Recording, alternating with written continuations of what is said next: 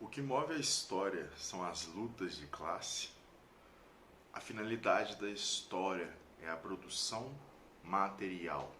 E ao longo de todo esse período, houve uma divisão de classes entre aqueles que detêm os monopólios do meio de produção e aqueles que devem vender a sua mão de obra para sobreviver.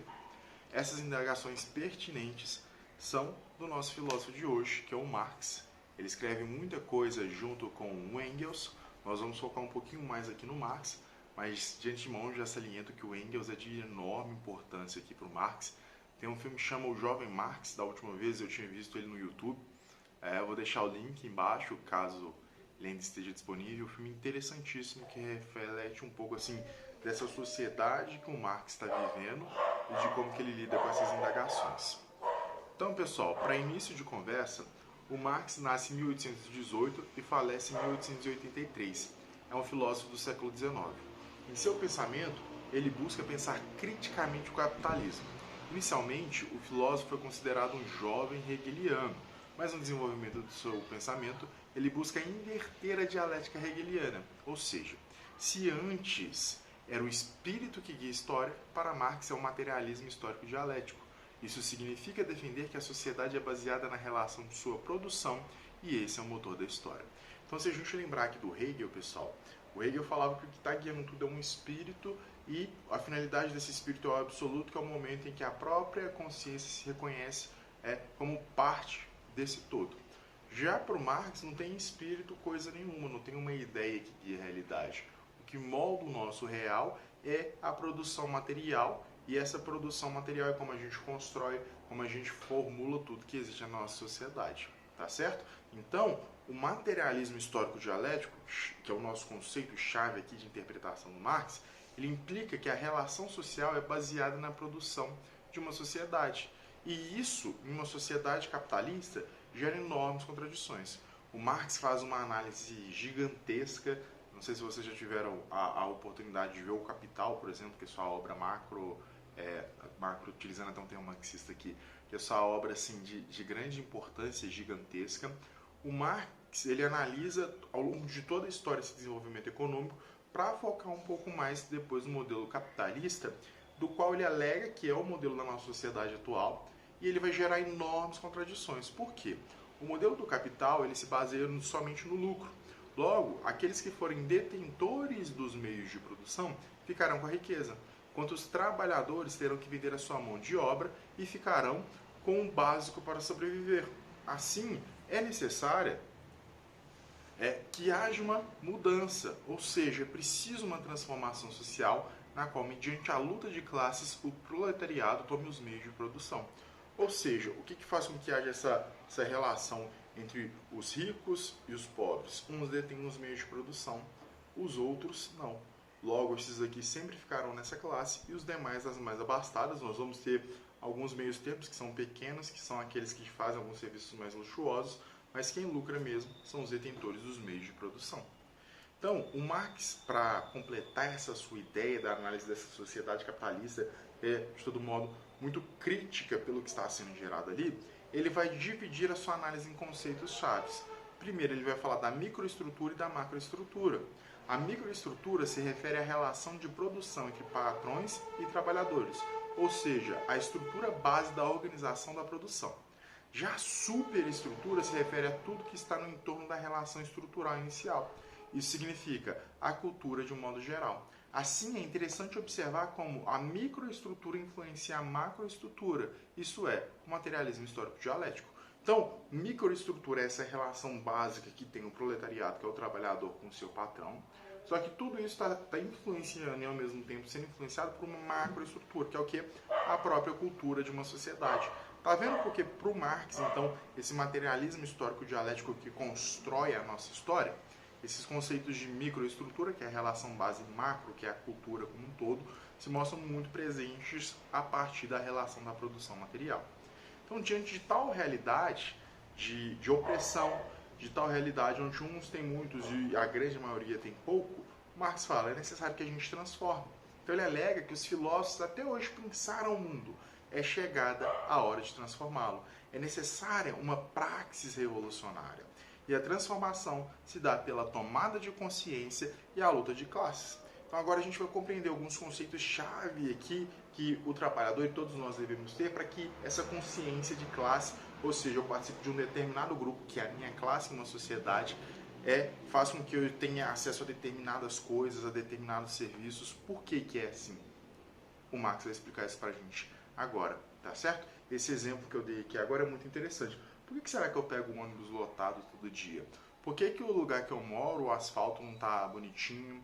Por que que tem sérias circunstâncias problemáticas na minha região? Por que que quando eu vou pro trabalho eu passo por várias coisas? Será que todo mundo passa por isso?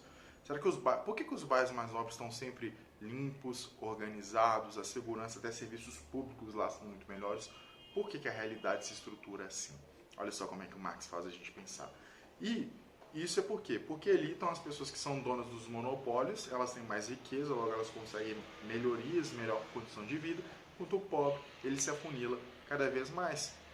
Então, nessa necessidade de que o proletariado, que é esse que vende a sua mão de obra, tome consciência, o Marx fala que um dos conceitos que deve ser entendido para uma praxis revolucionária é o de mais-valia.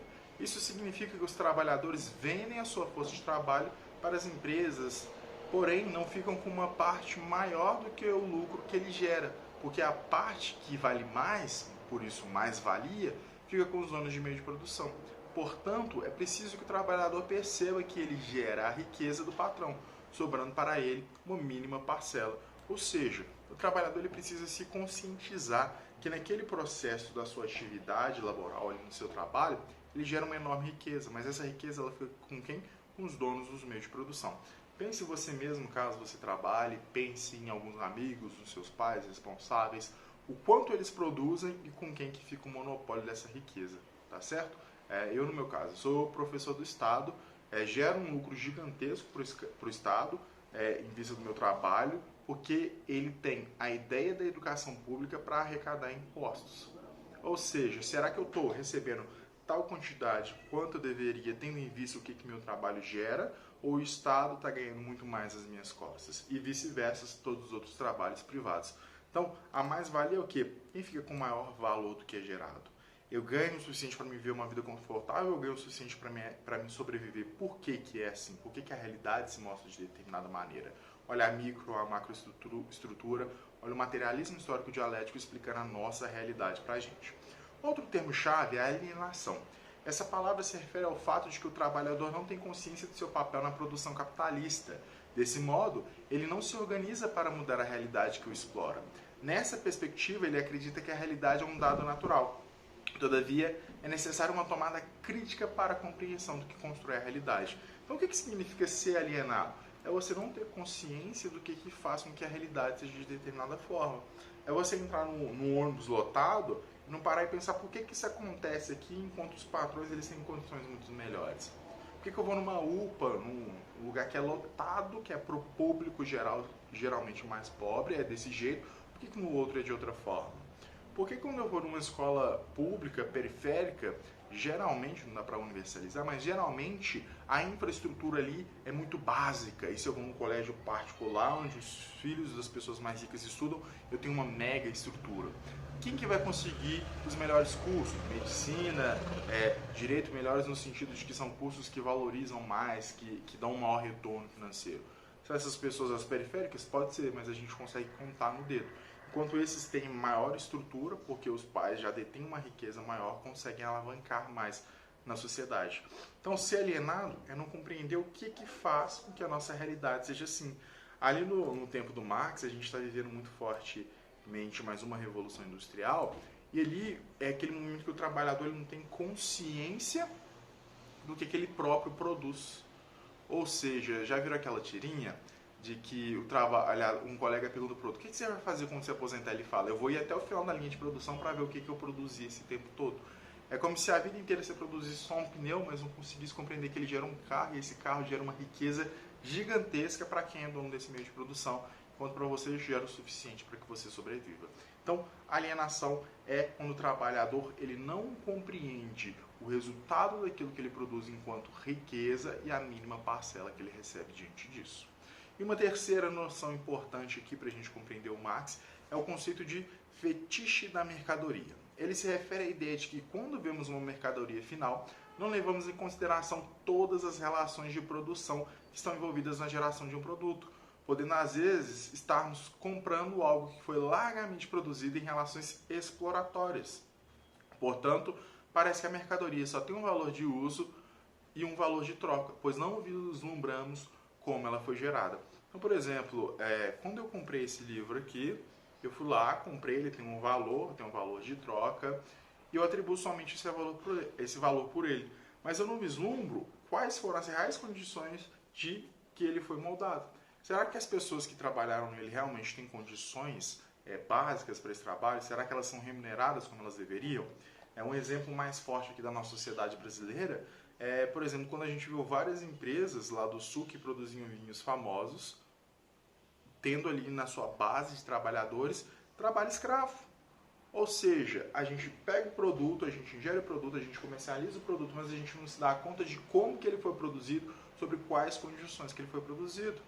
A gente já viu diversas reportagens de vários produtos que vêm da China e a gente não se dá conta de que qual que é a condição que as pessoas tiveram para produzir isso. Quanto da riqueza desse produto ela recebe pelo seu merecimento, a gente só valoriza o quê? O produto em si, o seu valor de compra, venda e troca. Então, fetichizar uma mercadoria é não levar em conta tudo que foi necessário para que ela fosse produzida, mas valorizar só o material em si. E isso faz com que a exploração possa correr solta. Então, pessoal, tomando essa consciência de classe, o proletariado, classe oprimida, deve buscar uma praxis revolucionária. Essa intervenção será prático-crítica, externalizada na transformação da forma como o modo de produção se estabelece, pois assim teremos uma nova micro e macroestrutura. Dessa maneira, sendo a história um processo dialético construído pelos homens, a consciência de classe confrontará a sociedade capitalista, fazendo com que ela passe de um novo estágio, o comunismo, onde o trabalhador será detentor dos meios de produção e assim terá uma possível igualdade. Então, para o Marx é necessário uma praxis revolucionária, que o trabalhador, o proletariado, ele tome a sua consciência de classe e busque nas lutas, nas batalhas que vão ser geradas uma transformação social. Aqui, quando a gente fala comunismo, tudo como um ator do proletário, como dono do meio de produção, a gente passa por várias etapas, porque o Marx ele vai falar da necessidade da industrialização, do socialismo até que a gente chegue no comunismo, mas a gente só dá uma pincelada porque o objetivo aqui é muito mais introdutório. Outro ponto, o que eu falei para vocês, a questão do Engels, ele é de suma importância, principalmente aqui no início da carreira do Marx e na sua influência ali no Partido Comunista, como que eles se estabelecem diante disso. E outro fato que a gente não pode deixar passar em branco é a questão da Revolução Industrial e que a gente tem ali crianças, mulheres trabalhando 15, 16 horas por dia, dormindo no chão da fábrica sem condição nenhuma. Então, sempre que a gente pegar um Marx, a gente tem que pensar criticamente esse autor que nos traz contribuições. A gente tem que tomar cuidado com aquela discussão, não sei se vocês lembram, da escola sem partido, os professores eles estão fazendo com que os alunos pensem de forma alguma. Nosso objetivo é sempre fazer com que o aluno conheça esses autores e assim construa o seu pensamento, que dificilmente será totalmente igual ao meu, por sermos seres únicos, cada um cria uma visão de mundo, mas claro, em alguns pontos, por exemplo, direitos humanos, direitos universais, a gente tem que colidir para que não haja guerras, mas sempre criticamente pensando o que a gente estabelece. Por fim, pessoal, ressalto que o pensamento do Marx aqui, a questão do comunismo foi levada a sério, a gente vê isso ali na Revolução Russa, nós observamos isso na Revolução Chinesa, e o que a gente teve desses movimentos foram coisas que não se esperavam. Por exemplo, na Rússia a gente teve ali o Stalin, e o Stalin foi totalmente o contrário do que se esperava de uma sociedade comunista. Do Mao Tse Tung, que a gente viu ali na China, e até como a China se apresenta no mundo hoje, que ela é socialista internamente, capitalista externamente, a gente vê que houve um largo desenvolvimento, uma larga produção, mas até que ponto essa liberdade aparece são outras problemáticas.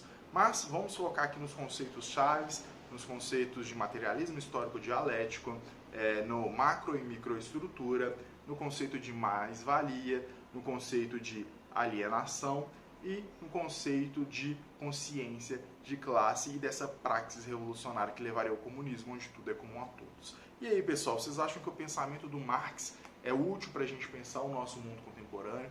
Será que essa exploração e o nosso modelo de realidade ele se mostra dessa maneira por causa de como que a produção se dá? Ousemos pensar, espero que tenha ficado tudo claro, continuamos em breve.